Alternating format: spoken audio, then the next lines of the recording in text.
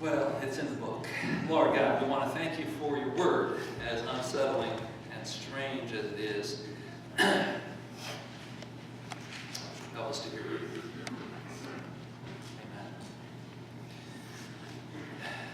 Amen. Well, in this series of messages, I want you to know what my purpose is. My purpose is to make certain that you leave this place thinking exactly like me. Because I am right. I'm glad some of you at least have laughed, so that's a good thing and a good starting point. I want to ask this question. Do any of you have any opinions that you think are wrong? Can you be specific about which opinions of yours are wrong? No. Yeah, see, there's the thing, you know? So if I ask you about a specific opinion, you're going to tell me, no, I'm right on that one. And this is the genius of John Wesley, who founding figure of Methodism, and in his sermon on unity and diversity in the church, titled Catholic Spirit, Catholic being universal, the sense of the universal church. He writes this, and I've included this quote on your note sheet. You may want to take some additional notes as well and take this home with you. Here's a quote from his message. Every man necessarily believes that every particular opinion which he holds is true. He knows in the general that he himself is mistaken, although in what particulars he mistakes, he does not. Perhaps he cannot. No. Therefore, no, my purpose is not to persuade you to think like me, nor is my purpose to provide a comprehensive summary on any of these issues. Others are much more capable and gifted to do that work. My purpose is to expand our imagination, to guide us to search our own souls, to open us up to the ambiguity not only in the heartbreaking stories that we can find in our society, but especially in the weird and unsettling world of the Holy Scriptures. In this regard, and particularly with this issue of diversity and unity, John Wesley shows the way. Over 250 years ago, long before the postmodern obsession with ambiguity and narrative, John Wesley cherry-picked the oddest couple in the Bible and one of the most violent chapters in the book as a text for his message, Catholic Spirit, which teaches us to acknowledge our differences and still hold to what is universal in the church. So let's take a look at the characters in the story. First of all, there's Jacob, who is in the process of completing a violent coup. And if you're familiar with any ancient tradition and cultures and history, whenever you decide you're going to take over, you've got to make certain you get rid of everybody else who has any claim to the throne. And he's doing it. In the prior chapter, he killed Joram, king of Israel. He killed Joram's cousin Ahaziah, who was king of Judah, and he killed the queen mother Jezebel. In this chapter alone, the 70 male heirs to Israel's throne are decapitated. 42 members of Judah's royal family are slaughtered. The rest of Israel's royal family is wiped out. And every Baal prophet and worshiper in the nation is killed. And that was a delightful deception. I mean, if you like delightful, violent, vicious deceptions, that's the rest of the chapter. And I wanted to make certain that at least the scripture was sort of kind of PG. But the whole book isn't. Jehu describes himself in this passage as zealous for the Lord. And I just kind of would struggle to give an amen and a hallelujah to that, because there seems to be a good bit of a zeal that's directed at his own power. And he seems to be a bit wild with power and driven by a barely controlled rage. He had a reputation, even as a chariot driver. You could tell it was Jehu coming a long way off because, as they say, this is 2 Kings chapter 9, he drives like a maniac. This is Jehu. The expression has fallen out of common usage, but we used to talk about crazy drivers, road rage drivers, and we say that they are driving like a Jehu. All John Wesley says about Jehu is this. He says he was a mixed character. Wonderful understatement. Now, that's Jacob, one of the characters. The other one is this Jehonadab guy, son of Rechab. The passage tells us absolutely nothing about him. What we learn about him actually comes 300 years later from the prophet Jeremiah, who goes to meet the Rechabites and talk with them. And he reports their unique spiritual discipline and devotion that they trace back to their ancestors, Jehoiada. They refused, even then, 300 years later, to drink wine, to live in cities or homes. They lived in tents. They didn't grow their own food. They were nomads. Because for them, that was the way they could be devoted to God. They were almost monastic in their spiritual life. So in this story, we've got the man of action and a man of contemplation. We've got a man of power and a man of prayer. We've got a man of the world and a man of worship. And yet the text tells us that Jehonadab comes to meet Jehu. And that Jehu, when he sees Jehonadab, greets him. And the Hebrew word for greeting here is not a generic greeting word. It is a greeting word that's also translated as kneel and bless. So it is a greeting that honors Jehonadab as a man of God. And Jehu asks this remarkable question.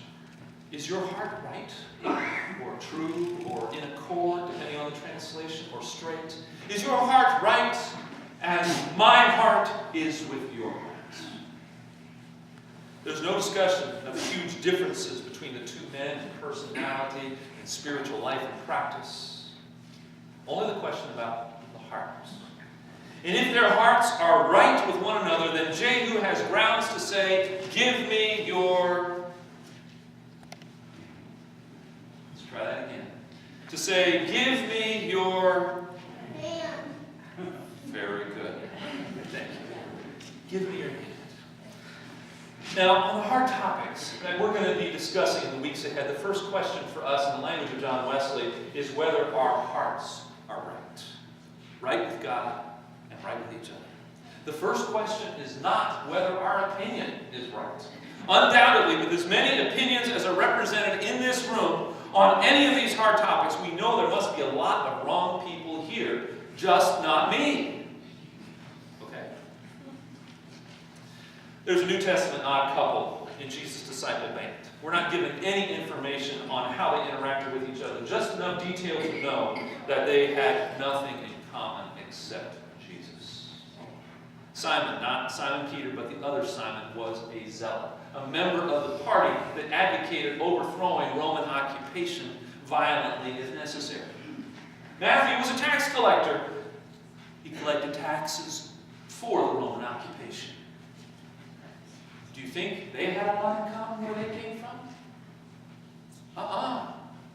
And yet Jesus calls them together.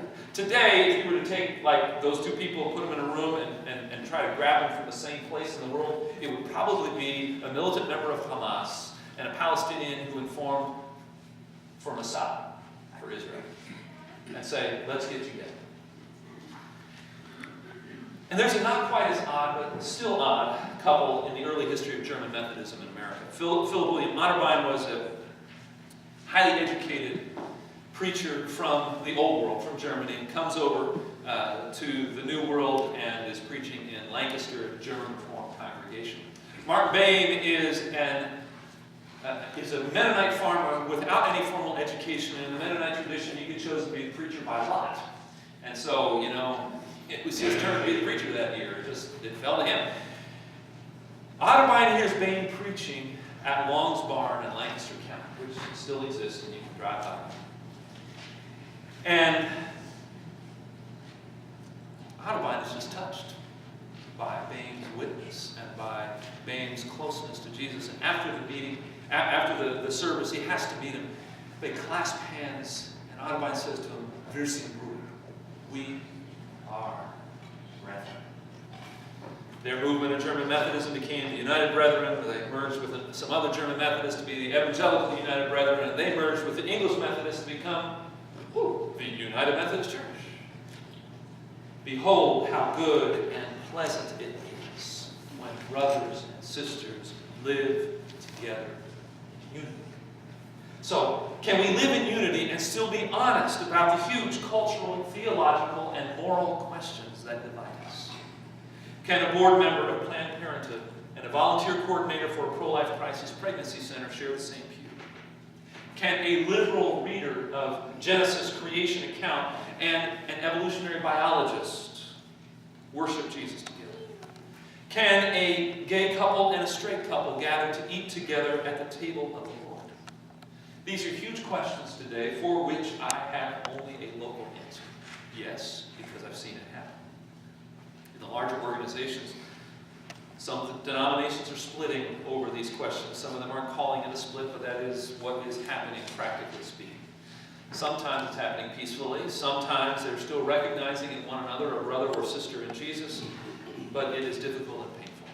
In our own annual conference, our own region, our bishop is calling the clergy together to gather and pray and discuss with him questions around same-gender marriage. Not because we all agree, but because we must have these conversations if we are to follow Jesus together and remain a united church. John Wesley did not suggest that all followers of Jesus would end up in the same church. He felt that would violate the conscience of the individual. And he felt as well that it would prevent the kinds of gifts that come to the church through reformation. His conclusion in his message on the Catholic spirit is, "My only question is thine heart right as my heart is with thy heart?" Years ago, a colleague of mine asked a question about a friend of mine whom he was considering hiring for a summer position. My colleague wanted to know if my friend fit his theological categories. And so he asked me one of those conservative versus liberal litmus test questions regarding my friend. Now, I personally really hate those kinds of questions. And so I did not answer it. I did not accept the question and its premise. I gave a response. Well, this was it. He loves Jesus. He loves people. He loves the Bible. For me, that's the most important thing when I look to recruit people for ministry. Those are the three areas that I am looking for. And for myself as a pastor, if I succeed in everything else and in all professional measures, but I fail to love in that way, then I have failed not only as a pastor, I've also failed as a disciple of Jesus as a person. John Wesley felt the same way about what was most important. When he read Jehu's question, he suggested that we ask what is properly implied by the question. And he said that wasn't what Jehu meant, since Jehu's a mixed character, as we've already discovered. For Wesley, what is properly implied can be organized around the themes of our annual confirmation class. Recent confirmands, you remember your themes? Love. Oh, come on. Love God and love everyone. Love God, love everyone.